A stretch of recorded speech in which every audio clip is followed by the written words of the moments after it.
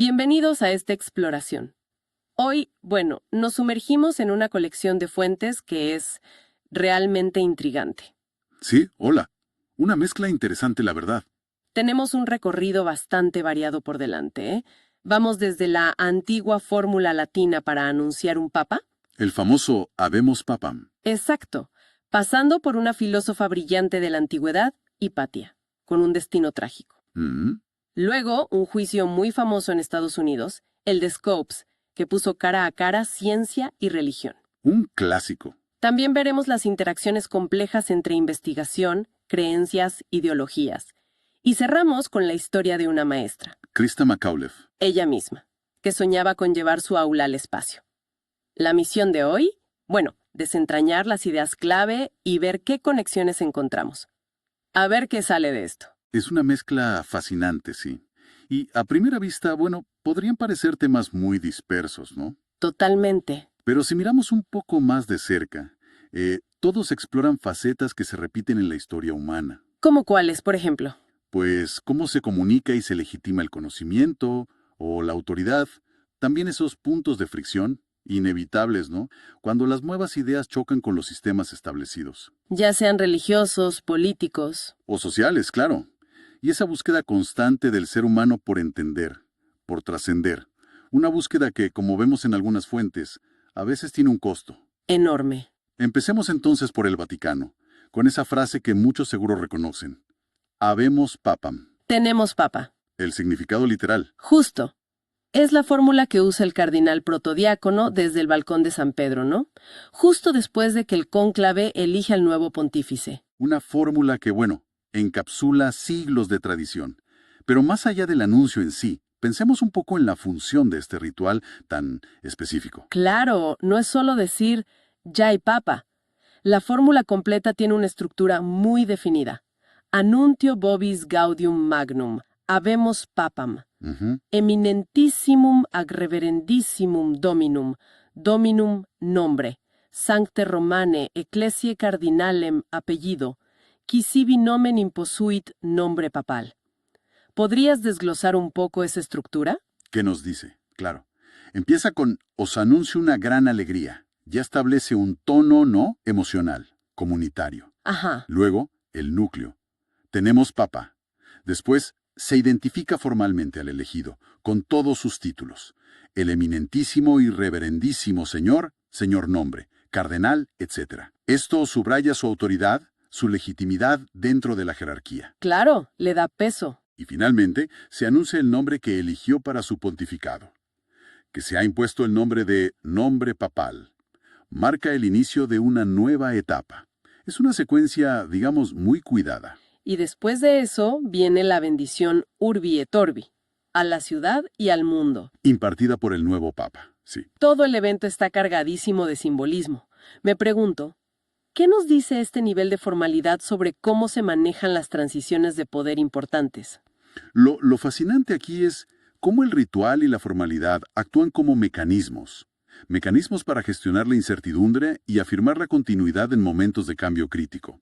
Como en otras transiciones, ¿no? Coronaciones, inauguraciones. Exacto. Piensa en ellas. Todas tienen sus protocolos, juramentos, vestimentas, escenarios. Son formas de estructurar la percepción colectiva. Claro. En el caso del Habemus Papam, esta fórmula precisa, dicha en un lugar icónico, por una figura designada, usando una lengua antigua y sagrada, no solo informa, casi que constituye el evento para millones de fieles. Le da una legitimidad que un simple comunicado no tendría. Para nada. Ordena el caos potencial de una sucesión y reafirma la estabilidad de la institución. Es muy potente. Es interesante cómo, incluso ahora, con la comunicación instantánea, este ritual antiguo persiste con tanta fuerza. Totalmente. Podríamos saber el resultado al segundo por Twitter, pero la gente espera la fórmula desde el balcón. Precisamente. Eso sugiere una necesidad humana profunda, ¿no? De que los momentos trascendentales sean marcados con cierta solemnidad, con un significado compartido, algo que va más allá de la simple información. Conecta el presente con el pasado. Y proyecta un sentido de orden hacia el futuro. Sí, Bueno, de esa formalidad que establece autoridad, pasemos a una figura histórica que se encontró justo en esa tensión. Tensión entre conocimiento emergente y autoridad establecida. Hablemos de Hipatia de Alejandría. Uf, una figura que resuena muchísimo. A pesar de los siglos, ¿verdad? Una figura realmente notable. Vivió entre los siglos IV y V de nuestra era, en Alejandría, Egipto. Fue una filósofa y maestra neoplatónica griega. El neoplatonismo era importante en esa época, ¿cierto? Sí, una corriente filosófica principal. Buscaba reinterpretar a Platón, mezclarlo con otros elementos filosóficos, místicos. Y no solo filósofa. Las fuentes destacan que dominaba las matemáticas y la astronomía. Exacto. Y enseñaba estas disciplinas. Dicen que era una maestra muy carismática, muy influyente. Y todo esto en Alejandría, que no era cualquier sitio. Para nada. Era uno de los grandes centros intelectuales del mundo antiguo. Hogar de la legendaria biblioteca, o bueno, lo que quedaba de ella y sus instituciones sucesoras. Un crisol de culturas, griega, egipcia, Un lugar de mucha efervescencia cultural y científica. pero también un lugar de tensiones crecientes, políticas y religiosas. Y es justo en medio de esas tensiones que su vida, bueno, tiene un final espantoso. Terrible. Fue asesinada brutalmente en el año 415 o 416. Las fuentes hablan de una turba. Sí, a menudo se identifica como una multitud de monjes cristianos fanáticos o seguidores del obispo Cirilo de Alejandría. Una muerte horrible. Y las razones detrás son complejas, ¿no? Los historiadores debaten todavía. Muy complejas. Se mezclan factores religiosos, el conflicto entre el paganismo helénico que ella representaba para algunos y el cristianismo que estaba en ascenso. Y factores políticos también, claro. Ella tenía influencia, conexiones con Orestes, el prefecto romano, que estaba enfrentado directamente con el obispo Cirilo. Y quizás envidia también, por ser una mujer tan prominente intelectualmente en ese mundo. Es muy posible. Una combinación de todo eso. Y aquí es donde la cosa se pone muy interesante, porque su muerte trascendió el hecho histórico, se convirtió en algo más, ¿no? En un símbolo muy poderoso. Exactamente. Hipatia se convirtió, sobre todo a partir de la Ilustración, en una especie de mártir. Mártir de la razón, de la libertad de pensamiento. Se usa su asesinato para marcar un punto de inflexión. Sí, como el momento en que el fanatismo religioso aplastó la sabiduría clásica, el inicio de la Edad Oscura, el declive del pensamiento grecorromano. Es una narrativa muy potente. Aunque la realidad histórica, como siempre, sea más compleja. Mucho más compleja y menos lineal, claro. Pero la narrativa funciona. Entonces, más que un simple asesinato, se volvió como una abreviatura histórica. Sí, una forma rápida de hablar de ese choque entre conocimiento libre y dogma. Precisamente eso. Es una simplificación, claro está, pero una muy resonante. Funciona como advertencia sobre los peligros de la intolerancia, de suprimir el conocimiento que desafía las ortodoxias dominantes. Y este patrón de tensión, bueno, no desapareció en la antigüedad. Para nada. Si conectamos esto con el panorama general, vemos ecos clarísimos en otros momentos de la historia. Como el caso de Galileo Galilei, que también mencionan nuestras fuentes. Sin duda. Casi 12 siglos después, en 1633, Galileo juzgado por la Inquisición romana. ¿Su crimen? Defender el modelo heliocéntrico de Copérnico. Exacto. La idea de que la Tierra gira alrededor del Sol, lo cual contradecía la visión geocéntrica que la Iglesia había adoptado, basada en interpretaciones bíblicas y la física de Aristóteles. Las circunstancias son distintas, claro. A Galileo no lo mataron. No, fue condenado a arresto domiciliario. Pero el núcleo del conflicto es muy similar. Conocimiento científico emergente chocando contra una estructura de poder doctrinal y sus creencias fundamentales. Hipatia y Galileo, separados por más de 1000 años, pero ejemplos de esa tensión recurrente. Exacto, emblemas de esa tensión. Y esa tensión nos lleva casi directamente a otro caso fundamental, mucho más cercano en el tiempo y en otro contexto. Estados Unidos, siglo XX. El famoso juicio de Scopes. El juicio del mono, como le decían. En Dayton, Tennessee, verano de 1925. El detonante fue la ley Butler de Tennessee. Una ley estatal que prohibía enseñar cualquier teoría que negara la creación divina del hombre según la Biblia. Y específicamente prohibía enseñar que el ser humano evolucionó de formas de vida inferiores. una confrontación directa, ¿no?, entre una visión religiosa literalista y la ciencia biológica moderna. La evolución de Darwin en la educación pública. Totalmente. Y John Scopes, un maestro joven, aceptó ser el acusado en un caso de prueba. Lo organizó la ACLU para desafiar la ley. Y lo que siguió fue mucho más que un juicio local. Se convirtió en un espectáculo mediático enorme. Atrajo a figuras nacionales, ¿no? Clarence Barrow para la defensa. El famoso abogado. Y William Jennings Bryan, 3 veces candidato presidencial, un cristiano devoto, para la fiscalía. La prensa de todo el país, incluso internacional, cubrió el juicio intensamente. Se transformó en un debate nacional. Modernidad contra tradicionalismo. Ciencia contra fundamentalismo religioso. Y sobre quién debía controlar lo que se enseñaba en las escuelas. El resultado legal al final fue casi anecdótico, ¿no? Sí, Scopes fue declarado culpable, multado con $100, pero la sentencia la anularon después por un tecnicismo. Pero el impacto cultural fue inmenso. Y duradero. Absolutamente. El juicio de Scopes expuso divisiones profundas en la sociedad estadounidense que, bueno, persisten hasta hoy. No resolvió el conflicto, pero lo puso en el centro del debate público. Exacto. Y esa ley Botland, curiosamente, siguió vigente en Tennessee hasta 1967. Hasta el 67. Sí, el juicio fue un microcosmos de esa tensión más amplia, continua, entre conocimiento científico y creencias muy arraigadas. O sea que el juicio de Scopes no fue el fin de la historia, sino una manifestación muy visible de un conflicto más profundo y antiguo. Exactamente.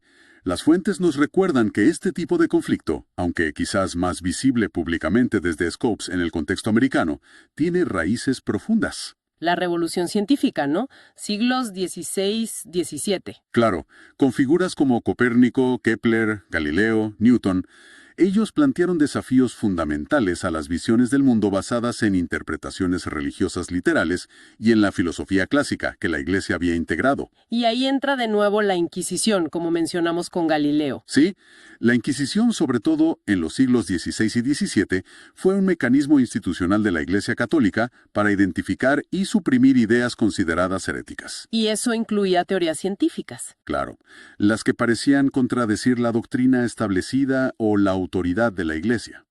Giordano Bruno, quemado en la hoguera en 1600. Otro ejemplo trágico. Sí, aunque su caso es teológicamente más complejo que el de Galileo, pero muestra esa dinámica.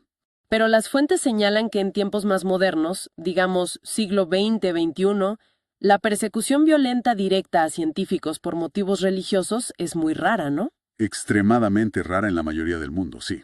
¿Pero significa eso que el conflicto desapareció? No parece. No, no ha desaparecido, ha mutado. Las formas de tensión ahora son más sutiles, pero no menos reales. Como por ejemplo, Pues, en lugar de juicios por herejía, vemos presiones sociales o políticas sobre científicos cuya investigación toca temas sensibles. Debates sobre financiación pública, intentos de influir en los currículos educativos. campañas de desinformación contra consensos científicos. Exacto. Y controversias éticas que a menudo tienen una fuerte carga religiosa o ideológica detrás. Las fuentes que tenemos mencionan ejemplos contemporáneos de estas tensiones, ¿cierto? Sí, varios. Uno muy prominente, especialmente en Estados Unidos, sigue siendo la controversia sobre enseñar evolución. El creacionismo, el diseño inteligente. Exacto. Grupos con motivaciones religiosas que siguen intentando presentarlos como alternativas científicas a la evolución en las clases de biología. Y eso genera batallas legales, debates en juntas escolares. Presiones políticas constantes. Y es importante decir aquí, como señalan las fuentes, que estamos describiendo este conflicto sin tomar partido por ninguna postura, simplemente reportando lo que se documenta. Entendido. Se reporta el conflicto documentado. ¿Qué otros ámbitos de tensión se mencionan? Los conflictos bioéticos son otro campo fértil, digamos. La investigación sobre células madre embrionarias, edición genética como CRISPR, clonación. Incluso reproducción asistida. Sí, generan debates intensos. A menudo, las objeciones vienen de posturas religiosas o morales sobre el inicio de la vida, la dignidad humana o el papel de la humanidad en jugar a ser Dios. Y esas objeciones pueden traducirse en restricciones legales, ¿no? Menos fondos. Claro, restricciones, moratorias en investigación, dificultades para conseguir financiación, limitando el avance científico en áreas que podrían ser muy beneficiosas. Y es crucial notar, creo, que no siempre es una dicotomía simple entre ciencia y religión tradicional. Muy cierto. Y esto plantea una pregunta importante, sobre cómo las ideologías, políticas o seculares, también pueden funcionar de manera dogmática. Chocando con la investigación científica objetiva. Exacto.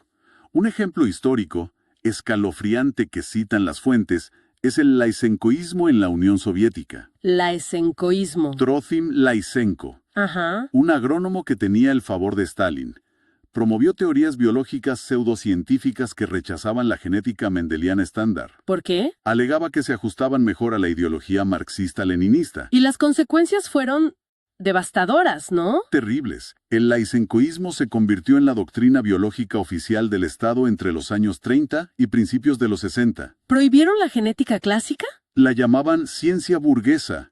Científicos que defendían la genética mendeliana fueron perseguidos, despedidos, arrestados, enviados a gulags, incluso ejecutados. ¡Qué horror! Y la agricultura soviética sufrió enormemente por aplicar las ideas erróneas de Lysenko.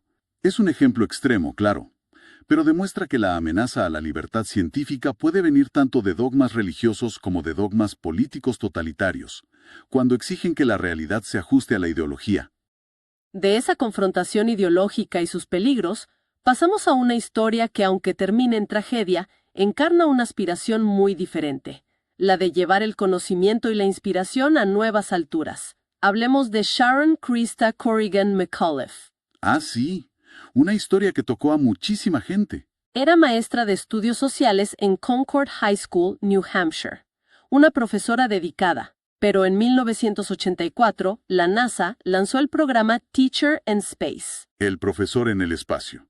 Una iniciativa para reavivar el interés público en la exploración espacial y destacar el papel de la educación. Y Krista McAuliffe fue seleccionada, entre más de 11,000 solicitantes. Impresionante. Su objetivo era simple y poderoso: ser la primera ciudadana común, la primera maestra en viajar al espacio y dar clases desde órbita. Una historia realmente inspiradora. ¿Capturó la imaginación del país? Fue un golpe maestro de relaciones públicas para la NASA sin duda, pero también algo genuinamente significativo: conectar la frontera espacial directamente con las aulas. McAuliffe se convirtió en símbolo de esa conexión. La asignaron como especialista de carga útil en la misión STS-51L del transbordador espacial Challenger. STS, Sistema de Transporte Espacial, el nombre oficial del programa del transbordador. Tenía planeado dar varias lecciones, transmitidas a los estudiantes. Experimentos sencillos pero efectivos, ¿no? Sobre cromatografía, hidropónicos, magnetismo, las leyes de Newton. Usando objetos cotidianos, juguetes, para mostrar cómo funcionaban en microgravedad. Quería hacer la ciencia tangible, emocionante. Una misión con un potencial educativo y simbólico inmenso. Logró que millones de niños y adultos se sintieran parte del programa espacial. Sí, fue un momento de mucha conexión. Pero entonces, el 28 de enero de 1986, ocurrió la catástrofe. Solo 73 segundos después del despegue desde Cabo Cañaveral. Millones de personas viendo la transmisión en vivo. Muchísimos estudiantes en sus escuelas. Fue terrible. El transbordador espacial Challenger explotó. La desintegración fue casi instantánea. Krista McAuliffe y los otros 6 tripulantes murieron. Francis Scobie, Michael Smith, Judith Resnick, Ellison Onizuka, Ronald McNair y Gregory Jarvis. Fue un momento de shock y duelo nacional e internacional. El legado de McAuliffe y la tragedia del Challenger es increíblemente potente. Y complejo. Por un lado, ella sigue representando esa aspiración humana de explorar, de aprender y, crucialmente, de compartir ese conocimiento, de inspirar a la siguiente generación. Encarnó la idea de que el espacio no era solo para pilotos y científicos de élite. Exacto. Potencialmente para todos. Su entusiasmo era contagioso. Pero la tragedia también tuvo un impacto profundo y duradero. Sin duda. Puso de manifiesto, de la forma más brutal posible, los enormes riesgos inherentes a la exploración espacial. Y por extensión, a cualquier esfuerzo humano por empujar las fronteras del conocimiento y la tecnología. La investigación después reveló fallos técnicos. En las juntas tóricas de los cohetes propulsores, sí, y problemas en la cultura de toma de decisiones de la NASA. La tragedia provocó una pausa de casi 3 años en los vuelos del transbordador, ¿no? Sí, una reorganización de la agencia, un debate público intenso sobre seguridad, costos, el futuro de los vuelos tripulados, impactó la confianza pública y cambió cómo se percibía el riesgo en la exploración espacial. Bueno, hemos cubierto bastante hoy. Empezamos con la formalidad del Habemos Papam, ese ritual para estructurar el poder. Ujú. Viajamos a la Alejandría antigua con Hipatia, símbolo del conocimiento enfrentado al poder, al fanatismo. Y vimos ecos en Galileo. Analizamos el juicio de Scopes, momento clave en el debate público ciencia-religión en Estados Unidos, Y cómo esas tensiones persisten hoy, adoptando formas diferentes. involucrando también ideologías políticas, como el caso del laicencoísmo. Exacto. Y finalmente, recordamos a Krista McAuliffe, su aspiración de enseñar desde el espacio que terminó en la tragedia del Challenger, recordándonos los riesgos de la exploración. Entonces, ¿qué significa todo esto? ¿Cuál es el hilo conductor? Yo creo que el hilo conductor es precisamente esa tensión, dinámica y a menudo incómoda, ¿no? Entre la tradición y el descubrimiento. Entre las estructuras establecidas religiosas, políticas, sociales y el impulso humano por conocer más, por desafiar lo aceptado, por explorar lo desconocido. Vimos cómo los rituales como el Habemus Papam buscan afirmar orden. Y cómo figuras como Hipatia y Galileo pagaron un precio por desafiar las ortodoxias. Vimos cómo conflictos como el de Scopes formalizan estos debates en la arena pública legal. Y cómo la búsqueda de conocimiento y exploración, personificada por McAuliffe, conlleva riesgos inherentes. Consecuencias devastadoras, pero también inspiradoras. Son distintas manifestaciones de cómo las sociedades humanas lidian con el cambio, el conocimiento y el poder. A lo largo del tiempo, ¿sí? Y nos deja pensando, ¿no? Todas estas fuentes juntas pintan un cuadro complejo de nuestra relación con lo nuevo y lo antiguo, con el conocimiento y las creencias. Exactamente. Y quizás la reflexión final que podríamos proponer, basada en esta exploración, es una pregunta abierta para quien nos escucha. A ver, Considerando estos ejemplos, desde la solemnidad del Vaticano hasta la promesa truncada del Challenger, pasando por las aulas de Tennessee y los conflictos intelectuales de Alejandría, ¿cómo podemos como sociedad actual navegar mejor ese equilibrio? equilibrio entre acoger nuevos conocimientos, nuevas tecnologías, que inevitablemente desafían nuestras normas, Ujú. y al mismo tiempo mantener la cohesión social, el respeto por tradiciones valiosas, un sentido ético compartido. Es complicado. Mucho.